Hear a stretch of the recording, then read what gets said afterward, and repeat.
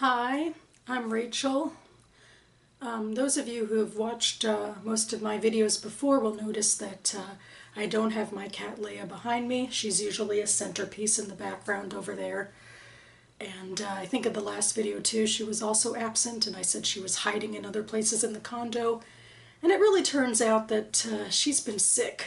I mean, I'm not entirely sure of the specifics yet, but I ended up taking her to the vet this evening, and she's dehydrated and she hasn't been eating much, I could tell that, and she's mostly being lethargic and skulking in other places, and so the vet gave me medicine for her stomach to soothe her stomach, and they did some blood work, and they'll get back to me on the blood work tomorrow. So I'm a little bit despondent, and I thought maybe I'd just share that, get that out there. And it's messing with my schedule. A lot of things are messing with my schedule. I had a lot of big plans at the beginning of the month, which haven't come to fruition by the end of the month for various reasons, and one of them today was taking Leia to the vet and realizing that she's sick and not knowing what to do about that yet, but hopefully something conclusive and positive, optimistic will come out of this. Anyway, I thought I'd make this my summer quarterly wrap-up for writing. I decided to take a leaf out of Jenna Moressi's book. She is a self-published author with a nice platform here on YouTube and a very inspirational personality, so I urge you all to check her out. And every quarter she checks in with her quarterly updates, and so last quarter I decided to start this. Or technically I guess 2 quarters ago, but I made my first video in the spring. Anyway. So I have my own little protocol with these wrap-ups. I like to start by highlighting some of the blogging that I do, because a lot of the writing that I do is actually non-fiction, although I'm primarily focusing on fiction goals later on. But for now, I keep 3 blogs, and I thought I'd highlight 3 posts that I made this quarter that I think are some of my better writing attempts. My Jewish DC blog is basically chronicling events in the DC area that are of interest to the Jewish community. And earlier in the summer I went to a play at the local JCC. It was a showing of Broken Glass, which was one of the final plays written by Arthur Miller. Then I have a blog called Chava's Footsteps, which is largely about my opinions on pop culture and also Judaism, Jewish issues as well, of a more broad nature. Kind of a catch-all blog, really. And one of the entries I think that came together really well, I also did a couple of months ago, and it was a wrap-up of television shows that I watched in the first half of 2017 that I had thoughts about.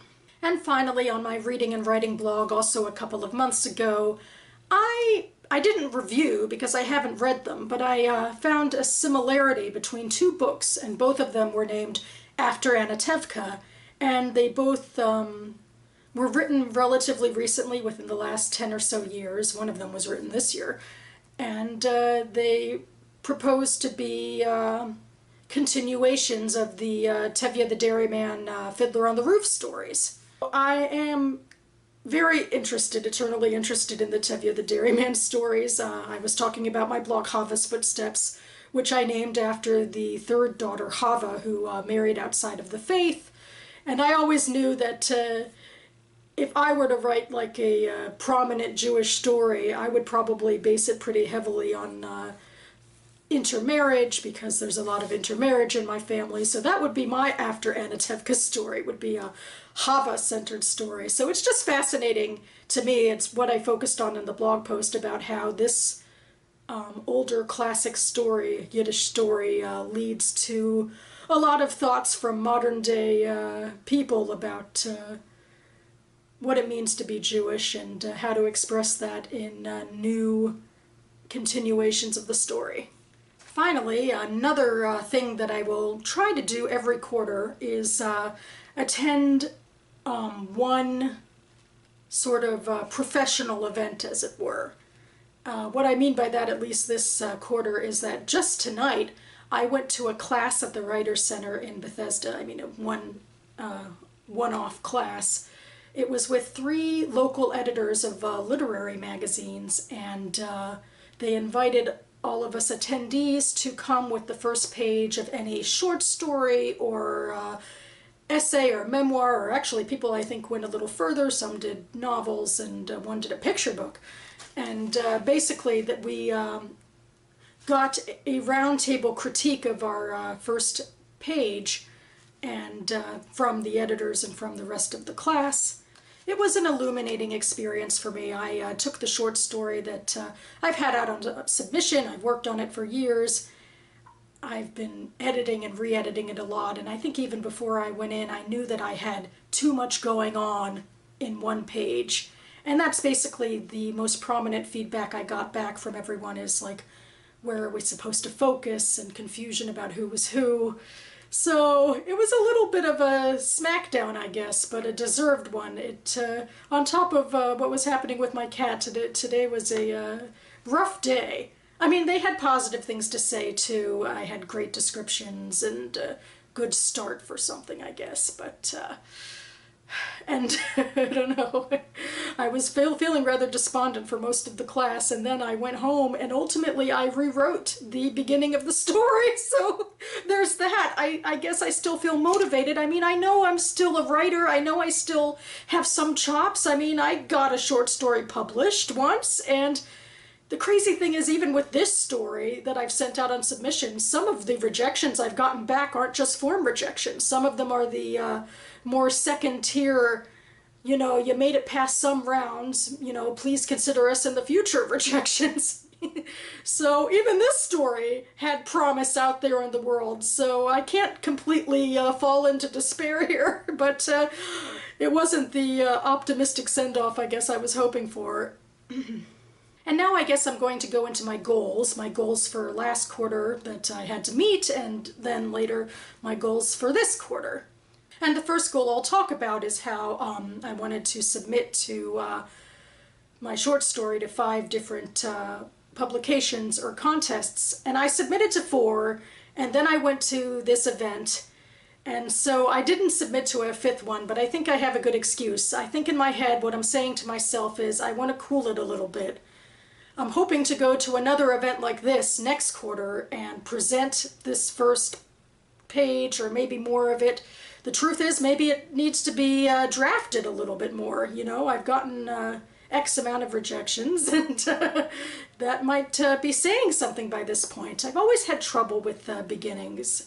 And other than that, I think the big thing that also my story was missing, although I don't think it is anymore, is a crux of conflict, immediate conflict. Like, something is wrong here, and what will the character do? And so that's what often draws editors in, especially when they're very busy and can only read very quickly or read the beginning to see if they're hooked. And if they're not, then you're kind of in trouble. Moving on to my next goal, I wanted to edit chapters 5 through 7 of my novella. Does it count if I did 5 and 6 and then rewrote once again my short story? Oh, my novella is also an interesting weirdo case. I just, on Monday, workshopped chapter 5 with my writing group, and I think I have to nix it. They don't.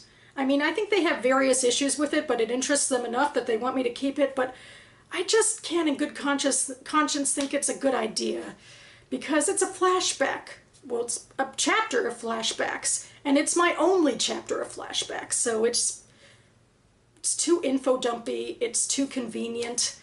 It takes attention away from what's important and puts it onto characters that aren't important. So I think I'm going to have to let it go, and it's too dramatic too. I have to get rid of drama where I can.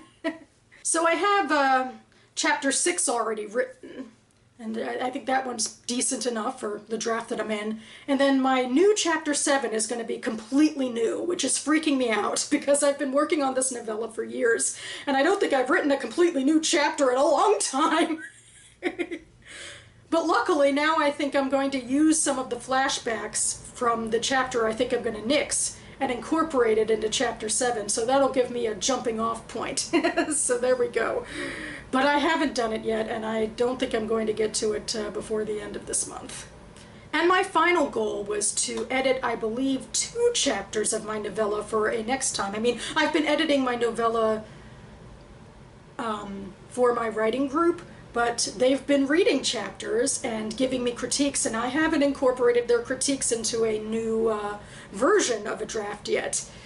And honestly, I think I'm going to nix this. I just don't think I can do both at once. I can't go forward with the story where it is now and worry about the past edits. It's just not working for me, or else I would have done it. I just don't think it works for me.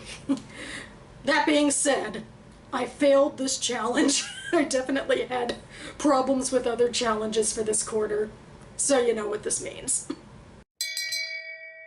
Shame. Shame. Shame. Woo, hopefully moving onward and upward from there. Time to talk about my new goals for autumn 2017 quarter. Well, the big thing that happens in the autumn 2017 quarter is NaNoWriMo. My beloved NaNoWriMo, which I take part in every year, but I'm going to be straight with you right now. I've been a rebel for the past several years, because when I try to do it straight, I'm never happy with my writing. It never goes anywhere significant. It's just a drag. Whereas if I do a bunch of hodgepodge projects in one, I'm happy with what I've written, and I've written things productively that mean something to me and to what I want to put out there in the world. So that's what I am. I'm a NaNoWriMo rebel. And what that means is that I'll be writing blog posts, and then I'm also going to be working on 2 fiction projects, because my big goal is I want to finish my entire draft of my novella. Everything that my writing group hasn't read yet. A lot of it is very amorphous in my head, and I want to lock it down as best I can in this next draft. And because of NaNoWriMo, I have the incentive to really push through and write a lot of words and edit a lot of words and get this locked down. And beyond that, I want to start a new writing project, a brand new writing project. It's a fantastical idea, based a little bit on my opinions of Little Red Riding Hood and Peter Pan. I'm already thinking about the wonderful Jen Campbell videos, especially on Peter Pan, which show me how skewed my own opinions of that work are. But luckily I'm not writing scholarship on the actual works. I'm using it as inspiration for my own little fantastical world. And a third component of my fantastical storytelling is Sansa Stark. I'll just leave it there. So another big thing I have to do, because that's basically what I have right now, is that I want to write an outline, a cohesive outline, so that I have a good starting off point for this project. And then I will write as much of it as I can. I know I'm not going to get through all of it, but it would be nice just to start something new and just to get the juices flowing in a new way. I'm excited. And I think that about covers it for me and my goals. I have finished the draft of my novella, outline a new project, start a new project. And then another general goal is to do another class like the one that I did today, or something that is professionally helpful to me and my writing goals. So I hope you're all doing well with your writing goals as well. I feel like it's been a little up and down for me in terms of quality, but I think I've been pretty steady in working on projects. I haven't met all of the goals, but I've definitely been invested in both my fiction and my nonfiction blogging stuff, and that feels really good. I hope all of you participating have a great NaNoWriMo season, and hug your 4-legged and 2-legged friends close to you. Thanks so much for watching. Keep writing, everyone, and I'll see you next time.